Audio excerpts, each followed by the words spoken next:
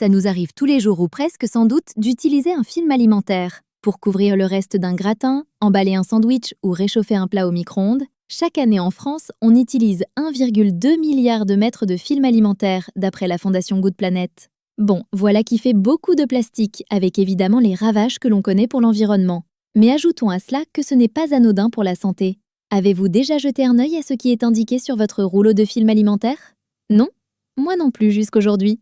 Et voilà ce que j'ai pu lire.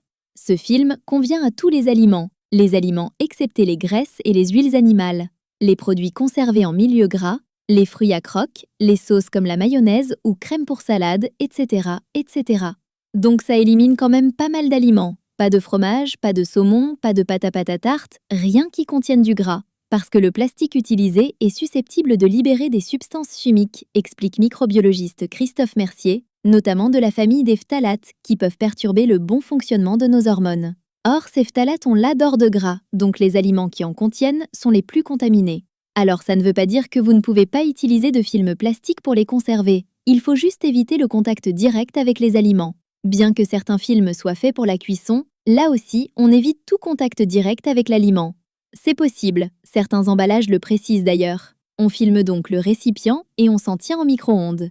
On voit circuler des recettes qui consistent à enrouler un ballotin de volaille dans du film alimentaire avant de le plonger dans de l'eau bouillante. Ça, ce n'est vraiment pas du tout fait pour. Tous les films contiennent des substances chimiques ou non. En tout, on ne sait pas. Certains indiquent qu'ils sont sans parabènes, sans phtalates, sans bisphénol A, mais ne précisent pas ce qu'ils contiennent. J'ai tenté de le savoir auprès d'un fabricant, mais je n'ai pas obtenu de réponse. Mais quoi qu'il arrive, ça reste de toute façon du plastique. Et quand il chauffe au contact d'un aliment, il peut s'y infiltrer et se retrouver dans notre organisme au bout du compte. Cette pollution de l'organisme aux microplastiques inquiète beaucoup les scientifiques, notamment sur ce qui concerne les risques de cancer. La solution est de revenir au classique, l'inox, le verre, la poterie, une assiette en guise de couvercle et le tour est joué. Ça marche aussi et en plus, ça dure longtemps. Bonne journée, avec vous, c'était Emma Strack.